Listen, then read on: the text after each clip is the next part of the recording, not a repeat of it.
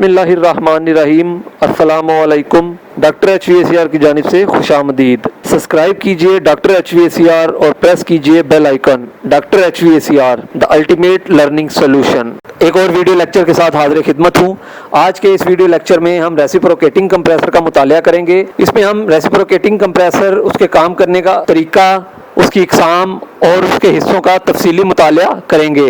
तो आइए अपने वीडियो लेक्चर का आगाज़ करते हैं। रेसिप्रोकेटिंग कंप्रेसर को पिस्टन टाइप कंप्रेसर भी कहते हैं। ये एक पॉजिटिव डिस्प्लेसमेंट टाइप कंप्रेसर होता है जिसमें एक सिलेंडर के अंदर पिस्टन ऊपर नीचे हरकत करके रेफ्रिजरेंट के दबाव को बढ़ाता है। सिलेंडर के अंदर रेफ्रिजरेंट को इकट्ठा करके उसे दबाया जाता है। इस तरह उसका हुजम कम हो जाता है और हुजम कम होने की वजह से उसका दबाव बढ़ जाता है, और जब दबाव बढ़ता है तो ये पिस्टन उसे बाहर की जानिब धकेल देता है। इस किस्म के कंप्रेसर में पिस्टन सिलेंडर के अंदर ऊपर नीचे या आगे पीछे की जानिब हरकत करता है। पिस्टन की इस ऊपर नीचे या आगे पीछे वाली हरकत को रेसिप्रोकेटिंग हरकत कहते हैं या रेसिप्रोकेटिंग मोशन कहते हैं, और इसी हरकत की वजह से इसे रेसिप्रोकेटिंग कंप्रेसर कहा जाता है। रेसिप्रोकेटिंग कंप्रेसर में पिस्टन को एक कनेक्टिंग रॉड के साथ जोड़कर क्रैंकशाफ्ट के साथ मिलाया जाता है। ये कनेक्टिंग रॉड इस क्रैंकशाफ्ट की रोटरी मोशन को रेसिप्रोकेटिंग मोशन में तब्दील करता है। इस तरह ये पिस्टन रेसिप्रोकेटिंग हरकत करना शुरू कर देता है। जिस वक्त क्रैंकशाफ्ट के साथ लगी हुई मोटर को चलाया जाता है तो क्रैंकशाफ्ट रोटरी मोशन में घूमना शुरू कर देती है और इसके साथ लगा हुआ कनेक्टिंग रॉड भी हरकत में आ जाता है। कनेक्टिंग रॉड हरकत करने की वजह से उसके साथ जुड़ा हुआ पिस्टन भी ऊपर नीचे हरकत करना शुरू कर देता है। इस तरह पिस्टन रेसिप्रोकेटिंग हरकत स्टार्ट कर देता है और पिस्टन की इस रेसिप्रोकेटिंग हरकत से कंप्रेसर काम करना शुरू कर देता है। सिलेंडर के ऊपर की जानिब एक प्लेट लगी होती है जिसके दाखिली और खारजी रास्तों पर बारीक पतरी नुमा वाल्व लगे होते हैं जिन्हें फ्लैपर वाल्व कहा जाता है। ये वाल्व रेफ्रिजरेंट के दाखिल और खारिज होने को कंट्रोल करते हैं। जिस वक्त कंप्रेसर को चलाया जाता है तो पिस्टन नीचे की जानिब हरकत करता है तो सक्शन फ्लैपर वाल्व खुल जाता है और सक्शन लाइन के रास्ते रेफ्रिजरेंट कंप्रेसर के सिलेंडर में दाखिल हो जाती है। पिस्टन के मुकम्मल तौर पर नीचे आने तक सिलेंडर मुकम्मल तौर पर रेफ्रिजरेंट के बुखारात से भर जाता है। उसके बाद सक्शन फ्लैपर वाल्व बंद हो जाता है और पिस्टन का ऊपर की जानिब सफ़र शुरू होता है। जब पिस्टन ऊपर की जानिब हरकत करना शुरू करता है तो ये रेफ्रिजरेंट के बुखारात को दबाता है और इस तरह उनका हुजम कम हो जाता है। रेफ्रिजरेंट के बुखारात का हुजम कम होने के साथ साथ डिस्चार्ज फ्लैपर वाल्व भी खुल जाता है। डिस्चार्ज फ्लैपर वाल्व खुलने से ये कम हुजम और ज़्यादा दबाव वाली रेफ्रिजरेंट डिस्चार्ज लाइन के रास्ते बाहर कंडेंसर में खारिज हो जाती है। इस तरह दोबारा फिर पिस्टन नीचे की जानिब हरकत करता है और सक्शन लाइन से रेफ्रिजरेंट के बुखारात को खींचता है और दोबारा फिर उनका दबाव बढ़ाकर उन्हें ज़्यादा दबाव के साथ डिस्चार्ज लाइन के रास्ते बाहर खारिज कर देता है। ये अमल रेसिप्रोकेटिंग कंप्रेसर में जारी रहता है। रेसिप्रोकेटिंग टाइप कंप्रेसर का इस्तेमाल घरेलू और कमर्शियल यूनिटों में बकसरत किया जाता है। इस किस्म के कंप्रेसर रेफ्रिजरेशन व एयर कंडीशनिंग दोनों इकसाम के यूनिटों में यकसा मकबूलियत के हामिल हैं और यकसा तौर पर इस्तेमाल किए जाते हैं। इनके साथ रेफ्रिजरेंट के तौर पर Freon R12, R22, R717, R134 वगैरह इस्तेमाल होती है। इस किस्म के कंप्रेसरों में पिस्टन की कम से कम तादाद 1 और ज़्यादा से ज़्यादा 16 तक होती है, जबकि ये कंप्रेसर 1/10 हार्स पावर की कैपेसिटी से लेकर 100 हार्स पावर की कैपेसिटी तक बनाए जाते हैं। रेसिप्रोकेटिंग टाइप कंप्रेसर की इकसाम। रेसिप्रोकेटिंग कंप्रेसर की मुख्तलिफ इकसाम है या इसे मुख्तलिफ इकसाम में तकसीम किया जा सकता है। तो आइए इन तमाम इकसाम का तफसीली मुतालिया करते हैं। सबसे पहले हम बात करेंगे बनावट के लिहाज से रेसिप्रोकेटिंग कंप्रेसर की इकसाम। बनावट के लिहाज से रेसिप्रोकेटिंग कंप्रेसर की सबसे पहली किस्म ओपन टाइप रेसिप्रोकेटिंग कंप्रेसर है। ओपन टाइप रेसिप्रोकेटिंग कंप्रेसर को एक्सटर्नल ड्राइव कंप्रेसर भी कहते हैं। इस किस्म के कंप्रेसर को चलाने के लिए बाहर लगी हुई अलहदा मोटर इस्तेमाल होती है। कंप्रेसर की क्रैंकशाफ्ट के ऊपर एक फ्लाई व्हील लगा होता है, जबकि बाहर लगी हुई मोटर की शाफ्ट के ऊपर पुली लगी होती है। कंप्रेसर पर लगे फ्लाई व्हील और पुली को वी बेल्ट के जरिए जोड़ा जाता है। जैसे ही मोटर हरकत करती है तो फ्लाईव्हील भी हरकत करने लगता है और कंप्रेसर चलने लगता है। इस किस्म के कंप्रेसर को नट बोल्ट की मदद से जोड़ा गया होता है, इसलिए इस किस्म के कंप्रेसर की मरम्मत करना बहुत आसान है। लेकिन ये कंप्रेसर साइज में बड़े होते हैं और इसलिए ज़्यादा जगह घेरते हैं।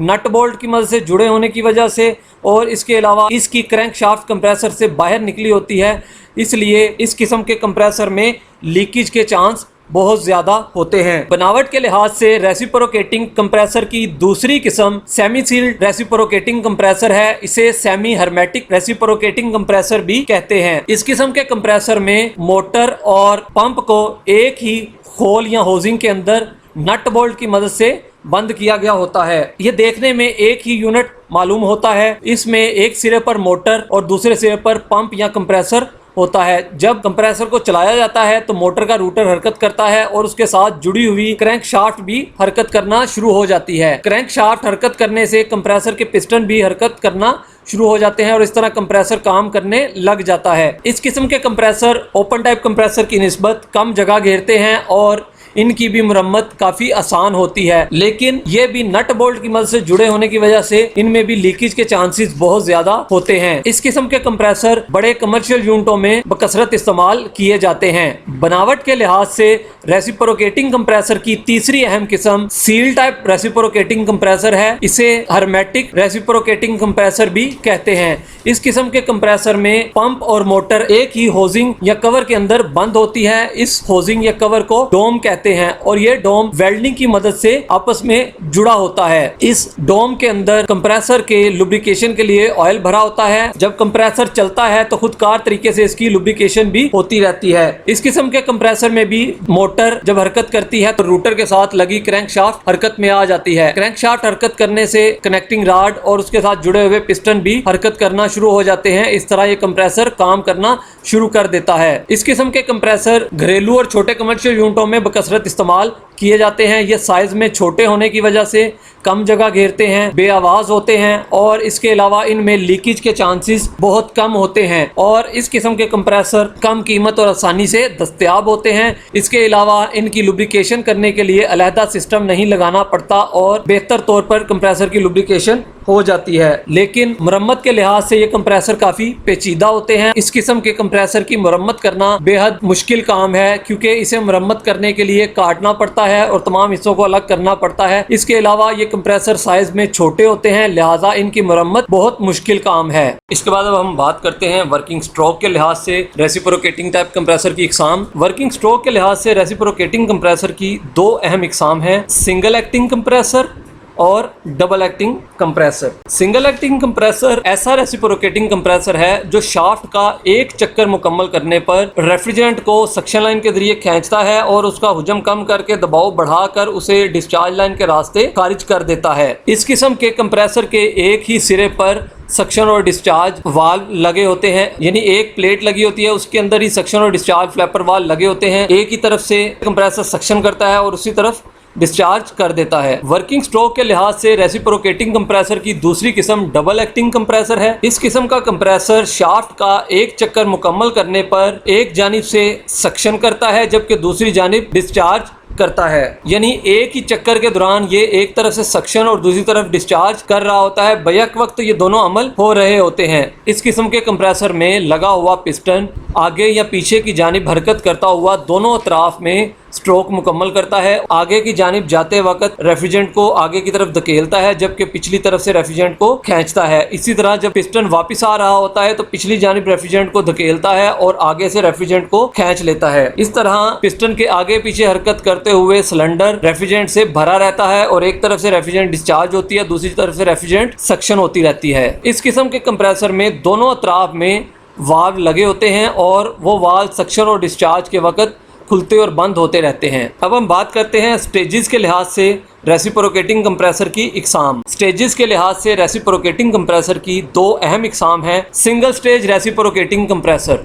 सिंगल स्टेज रेसिप्रोकेटिंग कंप्रेसर में एक या एक से ज़्यादा सिलेंडर सीरीज में लगे होते हैं और उनके अंदर पिस्टन हरकत करते हैं। वो पिस्टन इन सिलेंडर के अंदर ही रेफ्रिजरेंट के सक्शन और डिस्चार्ज का अमल मुकम्मल करते हैं। और एक तरफ से रेफ्रिजरेंट को खींचते हैं, दूसरी तरफ रेफ्रिजरेंट को ज्यादा दबाव के साथ खारिज कर देते हैं। इस किस्म के कंप्रेसर आम तौर पर रेफ्रिजरेशन एयर कंडीशनिंग यूनिटों में इस्तेमाल किए जाते हैं। इस कंप्रेसर में एक या एक से ज्यादा लगे हुए पिस्टन इस किस्म के कंप्रेसर में लगे हुए एक या एक से ज्यादा तमाम पिस्टन बैक वक्त सक्शन और डिस्चार्ज का अमल कर रहे होते हैं। स्टेजेस के लिहाज से रेसिप्रोकेटिंग कंप्रेसर की दूसरी अहम किस्म डबल स्टेज रेसिप्रोकेटिंग कंप्रेसर है। इसे मल्टी स्टेज रेसिप्रोकेटिंग कंप्रेसर भी कहते हैं। इस किस्म के कंप्रेसर में एक से ज्यादा पिस्टन इस्तेमाल किए जाते हैं और पहले पिस्टन की डिस्चार्ज को दूसरे पिस्टन की सक्शन के साथ जोड़ दिया जाता है। इस तरह पहले पिस्टन से डिस्चार्ज होने वाली रेफ्रिजरेंट दूसरे पिस्टन की सक्शन बन जाती है और दूसरा पिस्टन फिर उसका दबाव बढ़ाकर उसे आगे कंडेंसर की जानिब या तीसरे पिस्टन की जानिब धकेल देता है।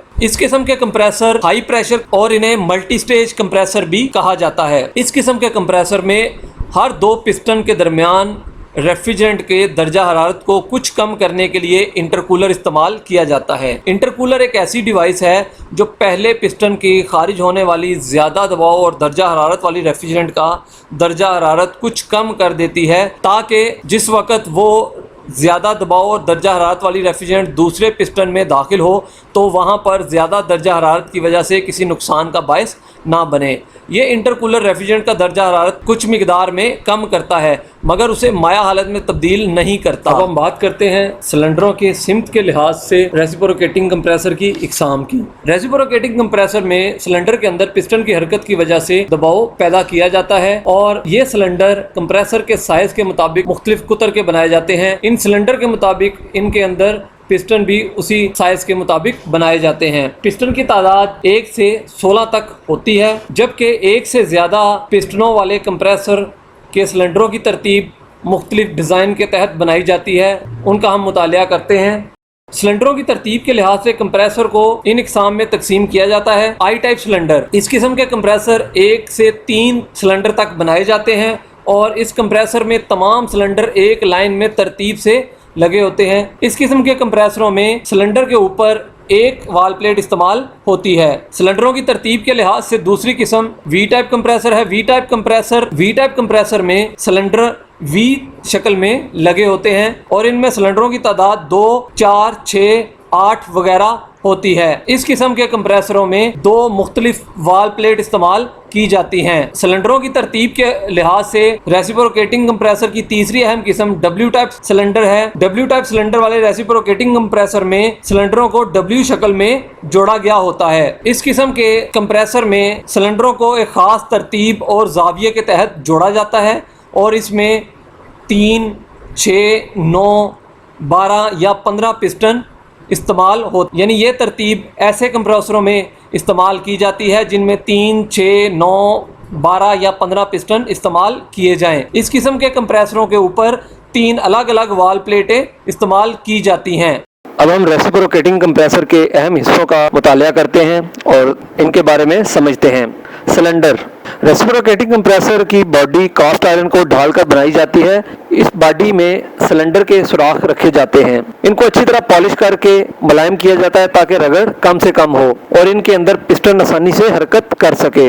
सिलेंडर की ढलाई के दौरान इसमें निकल की कुछ मिकदार भी शामिल कर दी जाती है ताकि मसाम ना रहें। छोटे सिलेंडर को ठंडा करने के लिए इसके बैरूनी तरफ फिंजे बनाई जाती हैं, जबकि बड़े यूनिटों के सिलेंडर के इर्द गिर्द वाटर जैकेट लगाई जाती है ताकि सिलेंडर को ठंडा रखा जा सके, क्योंकि अगर सिलेंडर गर्म होगा तो गर्म होकर इसकी धात फैलेगी जिसकी वजह से सिलेंडर के बोर में फर्क आ जाएगा।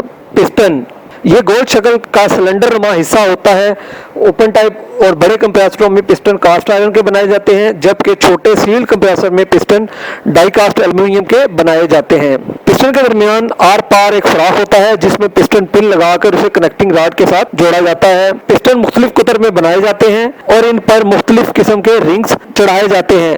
1.5 इंच से छोटे कुतर के पिस्टन पर पिस्टन रिंग नहीं होते, मगर उससे बड़े कुतर के पिस्टन पर 3, 5 या 7 पिस्टन रिंग्स होते हैं।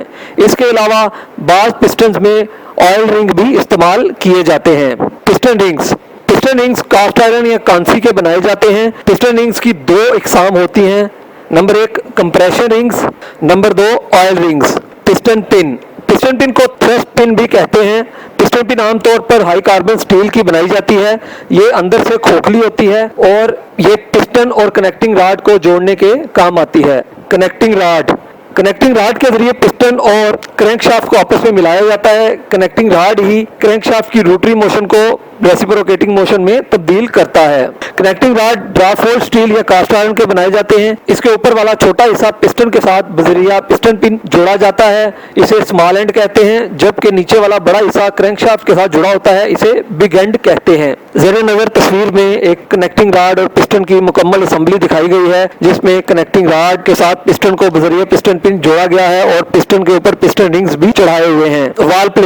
वाल प्लेट को इंटरमीडिएट प्लेट भी कहते हैं। ये प्लेट कास्ट आयरन या हार्ड स्टील की बनाई जाती है। इस प्लेट में रेफ्रिजरेंट के गुजरने के लिए पोर्ट्स बनी होती हैं और रेफ्रिजरेंट के खारजी और दाखिली रास्तों को कंट्रोल करने के लिए फ्लैपर वाल्व लगे होते हैं। फ्लैपर वाल्व आमतौर पर हाई कार्बन अलाय स्टील शीट के बनाए जाते हैं, इसे स्प्रिंग स्टील भी कहते हैं। फ्लैपर वाल्व मुख्तलिफ साइज, शक्ल और डिजाइन में बनाए जाते हैं। फ्लैपर वाल्व को वाल प्लेट पर लगाने से कबल इनको बहुत उम्दगी से पॉलिश किया जाता है ताकि इनमें लीक होने के चांसेस ना हो। हेड प्लेट को सिलेंडर हेड भी कहते हैं। ये कंप्रेसर की बॉडी का ही हिस्सा होती है और ये प्लेट वाल प्लेट के ऊपर लगती है। इसे बोल्ट्स की मदद से हेड और कंप्रेसर की बॉडी के साथ जोड़ा जाता है। हेड प्लेट में रेफ्रिजरेंट के बुखारात के खारिज और दाखिल होने के रास्ते बनाए जाते हैं। ये प्लेट भी कास्ट आयरन की बनाई जाती है। क्रैंकशाफ्ट एक लीवर नुमा हिस्सा होता है जो मोटर के जरिए घूमता है और रोटरी मोशन पैदा करता है। इस रोटरी मोशन को कनेक्टिंग रॉड के जरिए रेसिप्रोकेटिंग मोशन में तब्दील किया जाता है। इस शाफ्ट को एक तरफ से बेरिंग की मदद से बॉडी के अंदर फिक्स किया जाता है, जबकि दूसरी तरफ फ्लाई व्हील या रोटर के साथ जोड़ा जाता है। क्रैंकशाफ्ट पर कनेक्टिंग रॉड फिट करने के लिए मखसूस जगह बनाई जाती है। Shaft seal open type compressor में क्रैंकशाफ्ट शू के कंप्रेसर होजिंग से बाहर निकालकर बजरिया बेल मोटर के साथ जोड़ी जाती है, इसलिए होजिंग में लीक रोकने के लिए एक शाफ्ट सील इस्तेमाल की जाती है। ये सील कंप्रेसर के साइज और डिजाइन के मुताबिक होती है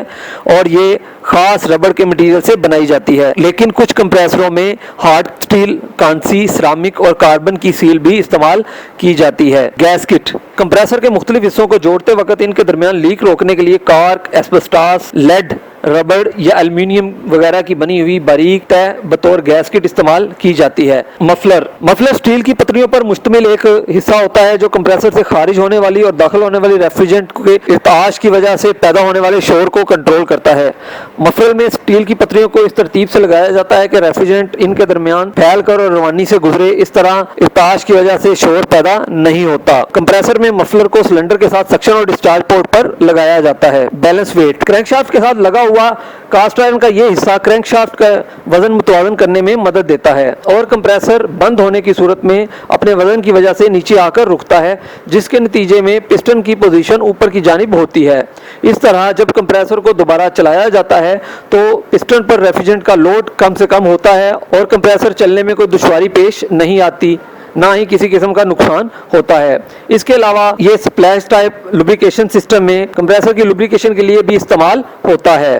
रेसिप्रोकेटिंग कंप्रेसर के काम को और मुताले को ज़्यादा बेहतर तौर पर समझने और आसानी के लिए कुछ इस्लाहात हैं जो इस कंप्रेसर के साथ मुंसलिक हैं, उनका जानना, उनका इल्म होना बेहद ज़रूरी है। तो आइए अब कुछ इस्लाहात का मुताला करते हैं जो कि रेसिप्रोकेटिंग कंप्रेसर के लिए मखसूस हैं। बॉटम डेड सेंटर, ये रेसिप्रोकेटिंग कंप्रेसर का ऐसा पॉइंट है जहां पर पिस्टन की सक्शन स्ट्रोक मुकम्मल होती है, यानी इस पॉइंट से नीचे पिस्टन हरकत नहीं कर सकता, यहाँ पर आकर सक्शन स्ट्रोक मुकम्मल हो जाती है। इस पॉइंट को, इस नुक्ते को बॉटम डेड सेंटर कहते हैं। इस हालत में सिलेंडर मुकम्मल तौर पर रेफ्रिजरेंट के बुखारात से भरा होता है। Top dead centre, reciprocating compressor के सिलेंडर में ऊपरी जानिब वो आखिरी सिरा है जहां तक पिस्टन हरकत कर सकता है। डिस्चार्ज स्ट्रोक मुकम्मल करते हुए पिस्टन इस आखिरी नुक्ते तक हरकत करता है और इससे ऊपर हरकत नहीं कर सकता। इस पॉइंट को टॉप डेड सेंटर कहते हैं। इस हालत में सिलेंडर मुकम्मल तौर पर रेफ्रिजरेंट से खाली हो चुका होता है। तमाम रेफ्रिजरेंट ज़्यादा दबाव के साथ डिस्चार्ज लाइन के रास्ते बाहर खारिज हो जाती है। स्ट्रोक, कंप्रेसर के चलने के दौरान पिस्टन का टॉप डेड सेंटर से बॉटम डेड सेंटर और फिर वापस टॉप डेड सेंटर तक का कुल सफ़र स्ट्रोक कहलाता है। इस दौरान पिस्टन रेफ्रिजरेंट को एवापोरेटर से सक्शन लाइन के रास्ते खींचता है और डिस्चार्ज लाइन में खारिज कर देता है। स्ट्रोक की दो इकसाम होती हैं। नंबर एक, इनटेक स्ट्रोक। इनटेक स्ट्रोक को सक्शन स्ट्रोक भी कहा जाता है। इस दौरान पिस्टन टॉप डेड सेंटर से बॉटम डेड सेंटर तक हरकत करता है और रेफ्रिजरेंट के बुखारात को सक्शन लाइन के रास्ते खींचता है। इस दौरान सक्शन फ्लैपर वाल्व खुले होते हैं। नंबर दो, डिलीवरी स्ट्रोक। डिलीवरी स्ट्रोक को डिस्चार्ज स्ट्रोक या एग्जॉस्ट स्ट्रोक भी कहा जाता है। इस दौरान पिस्टन बॉटम डेड सेंटर से टॉप डेड सेंटर तक हरकत करता है और रेफ्रिजरेंट के बुखारात को ज्यादा दबाव के साथ डिस्चार्ज लाइन के रास्ते कंडेंसर में खारिज कर देता है। डिलीवरी स्ट्रोक के दौरान सक्शन फ्लैपर वाल्व मुकम्मल तौर पर बंद हो जाते हैं जबकि डिस्चार्ज फ्लैपर वाल्व खुल जाते हैं। Swept volume. रेसिप्रोकेटिंग कंप्रेसर के सिलेंडर में पिस्टन का एक डेड सेंटर से दूसरे डेड सेंटर तक का फासला स्वेप्ट वॉल्यूम कहलाता है। रेसिप्रोकेटिंग कंप्रेसर के सिलेंडर में पिस्टन एक डेड सेंटर से दूसरे डेड सेंटर तक हरकत के दौरान रेफ्रिजरेंट के जितने बुखारात को धकेलता है वो इसका स्वेप्ट वॉल्यूम कहलाता है। इसे डिस्प्लेसमेंट वॉल्यूम भी कहते हैं जबकि इसे मकाब सेंटीमीटर में मापा जाता है। Clearance volume. क्लीयरेंस वॉल्यूम वो हुजम होता है जो सिलेंडर हेड और पिस्टन के टॉप डेड सेंटर के दरमियान होता है। ये सिलेंडर का वो हुजम होता है जिसे पिस्टन स्वेप्ट नहीं कर सकता। Total volume. कंप्रेसर के सिलेंडर में स्वेप्ट वॉल्यूम और क्लीयरेंस वॉल्यूम का मजमुआ टोटल वॉल्यूम कहलाता है। मैं उम्मीद करता हूं कि आज की वीडियो आपको अच्छी लगी होगी। रेसिप्रोकेटिंग कंप्रेसर, इसके काम करने का तरीका, उसकी इकसाम और उसके हिस्सों के बारे में आप बेहतर तौर पर समझ चुके होंगे। अगर इस सिलसिले में मज़ीद कोई मालूमात दरकार हो, कोई सवाल हो तो आप नीचे कमेंट सेक्शन में राब्ता कर सकते हैं। शुक्रिया।